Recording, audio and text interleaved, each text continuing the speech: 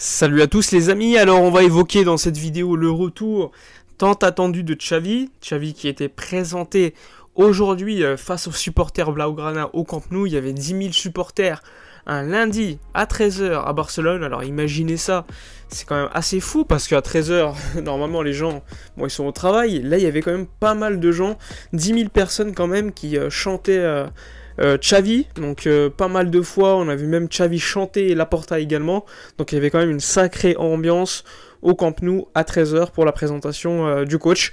Alors ça a commencé à 13 h 30, 14 h, il y avait quand même pas mal de retard, il y a eu l'arrivée sur la pelouse de Xavi qui a signé le contrat sur la pelouse, c'est la première fois que quelqu'un signe un contrat sur la pelouse du Camp Nou comme entraîneur.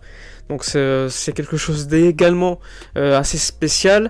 Xavi a également pu parler aux supporters pendant quelques secondes pour les remercier. Il a été très ému, il ne s'attendait pas à un tel accueil, même si c'est quand même un peu surprenant parce que c'est Xavi quand même. Ensuite, il y a eu la conférence de presse et c'est là qu'il s'est passé pas mal de choses. Laporta a eu des questions intéressantes, Xavi également. On lui a posé la question concernant la clause, comment il s'est libéré du contrat avec Al-Sadd. On a appris que le Barça et Xavi avaient payé la moitié chacun de la clause, mais que finalement, a priori, le Barça devrait récupérer l'argent a posteriori via un accord pour un match amical, et Xavi également par le fait qu'il sponsorise la Coupe du Monde 2022 du Qatar. Il y a eu également des questions concernant le jeu, concernant les joueurs. On lui a posé des questions concernant les vétérans, donc les cadres du vestiaire. Il a dit que tout le monde partait de zéro. Il n'y avait pas quelqu'un qui était titulaire d'office. Certes, c'est des gens qu'il connaît, c'est même des amis, mais il sera encore plus dur avec eux, il a dit. C'est quelque chose d'intéressant parce qu'à Al-Sadd, il a connu également cette situation. C'est-à-dire qu'à Al-Sadd, il était d'abord joueur, donc il avait quand même une certaine relation privilégiée avec certains, et ensuite il est devenu entraîneur de ces joueurs. Et c'est là qu'il expliquait qu'il avait déjà géré cette situation et que ça s'était plutôt bien passé. Il a également décrit évidemment sa philosophie de jeu, c'est-à-dire un pressing haut. Il a mis l'accent sur le fait de récupérer le ballon très vite, de créer des occasions, d'avoir du pouvoir au milieu de terrain, et surtout des ailiers sur les côtés. Donc on lui a posé la question de Dembélé. Il a expliqué que Dembélé c'était la priorité pour le prolonger, que c'était un joueur qui pouvait être l'un des meilleurs à son poste au monde s'il était au top, s'il ne se blessait pas et s'il apprenait certains préceptes de jeu. Donc ça m'a quand même plutôt intéressé, parce qu'on sait que Dembélé, eh bien, il est en pleine négociation de contrat. On sait également que Xavi compte sur des ailiers, qu'aujourd'hui il y a pas mal de blessés, ils ont parlé des blessés, Xavi a expliqué qu'il fallait trouver la solution, peut-être parce que c'était une raison due aux entraînements qui n'étaient pas effectués d'une manière correcte, que ce soit au niveau de l'intensité ou au niveau des exercices. Donc il a mis l'accent sur cette nécessité de travailler dur, de retrouver un physique global qui pourrait nous donner beaucoup plus de force par rapport aux adversaires. Donc il est obligatoire pour le Barça de devenir puissant physiquement, techniquement. Il a parlé de l'intensité, que pour lui c'était primordial dans un jeu de position où tu joues très haut sur le terrain. Il a également expliqué qu'il fallait attendre le retour de blessure de certains joueurs pour que l'équipe soit compétitive pour gagner tous les trophées, enfin essayer de gagner tous les trophées, qu'il y avait possibilité.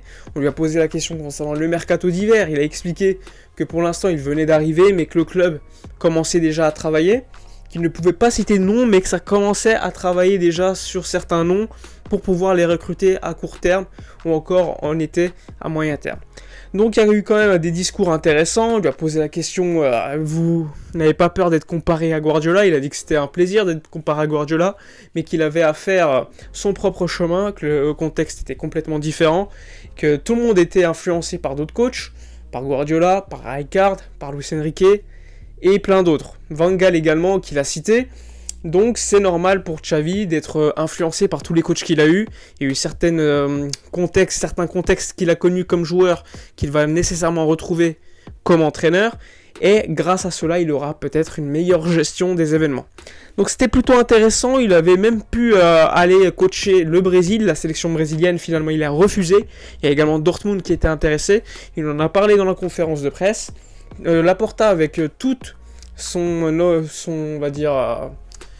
son envie de mettre en avant Xavi, a expliqué que c'était quand même un jour historique aujourd'hui, que c'était le début d'une étape victorieuse, un petit peu comme Guardiola d'une certaine manière en 2008 lorsqu'il arrive. Donc il y a quand même pas mal d'optimisme mis en avant par Laporta. Il fallait voir le stade, il y avait beaucoup d'ambiance, ça voulait également signifier qu'il y a quand même une motivation, une excitation de la part des supporters, et ça le Barça peut dire tout ce qu'on veut sur Koeman, sur Setien, sur Valverde, etc. Ça faisait longtemps qu'on n'avait pas connu une telle excitation, même au niveau d'une arrivée d'un joueur. Moi je me rappelle pas, peut-être Frenkie de Jong, mais sinon globalement ça fait longtemps qu'on n'a pas connu une telle excitation au niveau des supporters pour le retour ou l'arrivée de quelqu'un. Et là ça fait quand même plutôt plaisir que de voir que c'est Xavi comme entraîneur. Évidemment, Xavi c'est pas un magicien, Xavi va faire face à quand même des problématiques au niveau de la qualité de l'effectif, mais lui a expliqué qu'il était quand même convaincu de pouvoir maximiser au maximum, je vais dire, le niveau de cet effectif, c'est-à-dire avoir des meilleurs résultats, avoir un meilleur jeu. Il a expliqué qu'il travaillait déjà sur le match contre l'Espagnol de Barcelone qui aura lieu après la trêve internationale et qu'il sera important de gagner.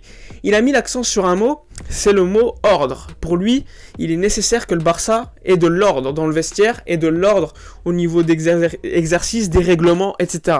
Pour que ça fonctionne, il a expliqué qu'il fallait de l'ordre. Ça c'était important, il a expliqué que lors de ces étapes comme joueur, lorsqu'il n'y avait pas d'ordre, justement, ça fonctionnait pas. Et lorsque tout était en ordre dans le vestiaire, au niveau des règles du vestiaire, etc., eh bien ça fonctionnait assez souvent. Donc c'est quelque chose qu'il a mis en avant, en expliquant que lui était partisan pour mettre de l'ordre.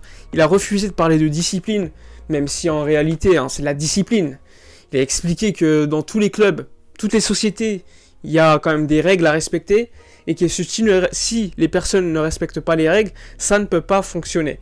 C'est quand même quelque chose qu'on avait perdu, on peut dire tout ce qu'on veut, que ça soit au niveau des entraînements, etc., des retards, c'était quelque chose qu'on avait perdu. Alors assez souvent, il y a quand même un petit peu de rêve quand un coach arrive. Le coach souvent dit qu'il va changer des choses, etc.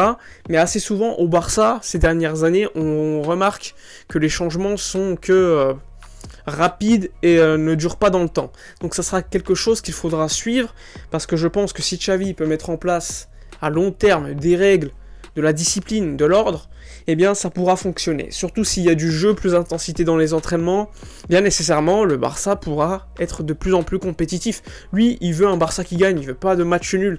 Il a montré pas mal d'exigences, il demandait de l'exigence auprès des joueurs, du groupe, et évidemment pour remercier les supporters qui en ont marre des résultats ces derniers temps. Ces dernières années au niveau du jeu, c'était pas plaisant, donc il a mis en avant pas mal de préceptes de jeu qui devraient faire plaisir aux supporters du FC Barcelone. Donc c'était super intéressant, ça a duré quand même pas mal de temps, 2 heures environ, et donc un premier entraînement demain pour Xavi, avec peu de joueurs de l'équipe première, parce qu'il y en a qui vont en sélection, il y en a qui sont blessés, donc pour l'instant ça va être des joueurs souvent de l'équipe B, mais au fur et à mesure il y aura des retours, et là il pourra bosser. Évidemment c'est pas en 1 semaine, 2 semaines que l'équipe va changer, mais à moyen et long terme ça pourrait être super intéressant.